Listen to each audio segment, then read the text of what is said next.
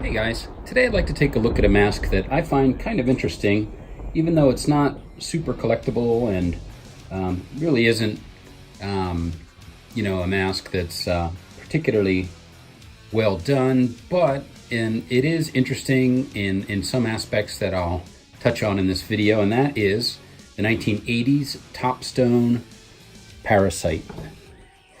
Now I'd like to start off right away by saying that the name of this mask is not necessarily Parasite. And in fact, it may not have had a name at all, except that in researching this mask, I found some photos at the archive of photos of Ray Castile, who I think is probably one of the experts, if not the expert in Topstone masks. And his photos of this mask were actually named Parasite. Parasite was the name of the file for this mask. So I found it to be as good a name as any, and kind of a neat name. So it probably isn't named Parasite, but it very well could be.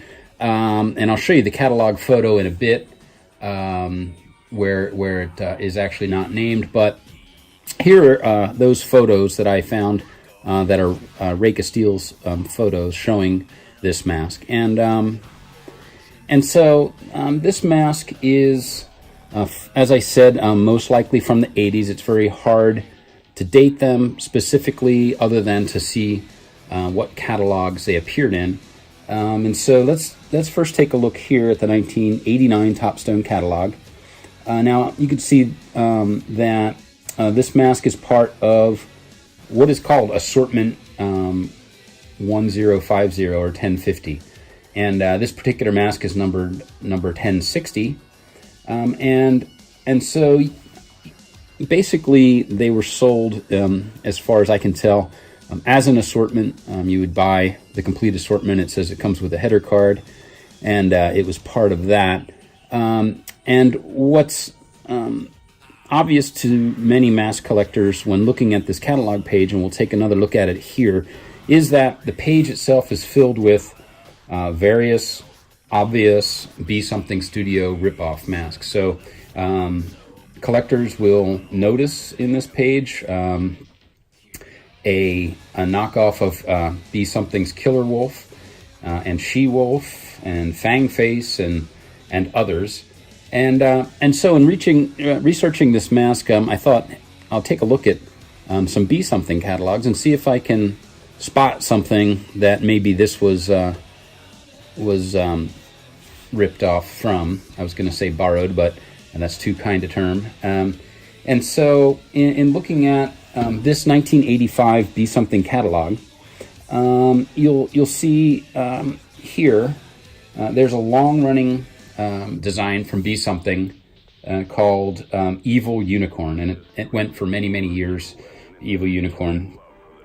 And it has very similar facial structure to this mask, although Evil Unicorn was ripped off more directly by Topstone. Here you can see it, and it's virtually identical to the Be Something mask. Topstone calls it the Stone Age creature, but the facial structure, not necessarily the nose, but around the brow and the forehead, and the general concept of something coming out of the forehead is very similar. So I don't know if this one is a direct ripoff of any other mask, but taking a look at this design, I actually find it kind of neat in some ways, and that it's sort of a repeating character emerging from the forehead. So it's a sculpt of the main character here, and then there's another identical version of the character coming out of its forehead, and then you can see the forehead of that one has something emerging, which you would assume is going to be another one again of the same character. So it's kind of interesting in that way. Paint job isn't really too bad, and you can see the smaller character on top even has the same fur applied, the hair, if you will, as the main character. And it's basically a 3/4 latex mask with the sheet fur applied. It's cut here and then glued down in front of the ear, kind of like a sideburn type of application. It's kind of a, you know, it's definitely of its era. It's very 80s, kind of wacky looking. And as far as Topstone masks, these masks of this era were just before the Topstone mask got really kind of completely unappealing, in my opinion. The designs were just pretty poor. The colors were very bright and garish, and the hair application was just kind of silly. There's a lot of them out there for sale, and to me, they're just not appealing. This one, although, as I said, many of the masks of this era were ripoffs of other companies, but at least they regain at least a little bit of appeal from a mask collector standpoint and a mask design standpoint.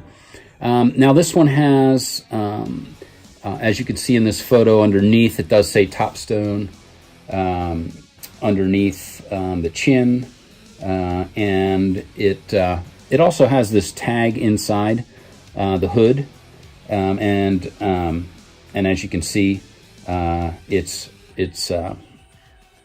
made in Korea, this mask, although it does say Topstone Industries in Connecticut. And the fur on this one is actually, it is a sheep fur, but it's lined. It has a lining. So that's sort of a lot of construction for what was, as you saw in the other catalog, about a $15 mask. You know, and so it's, as I said, it's not super collectible. They're kind of hard to find in this condition. I've seen some for sale, and they're very darkened and stiff and cracking and things like that. This one has just a little bit of stiffness started under the chin at the edge of the mask, but other than that, it's in pretty good shape. It has kind of a funny kind of a motion when it's worn, because this little head on top, the way it is constructed and has sort of a lip or indentation all the way around, makes this sort of super flexible, so the little head sort of bobbles around in kind of a funny way when it's worn. So I find that kind of interesting. But yeah, there's not too much more to say about it. Just wanted to take a look at this era of Topstone masks and the obvious way that they ripped off particularly Be Something Studios at that time. But if anybody has any more information on this, or if you know if its true name was Parasite, let me know. Let me know anything else you may know about Topstones of that era in the comments. And as always, thanks for watching, guys. We'll see you next time.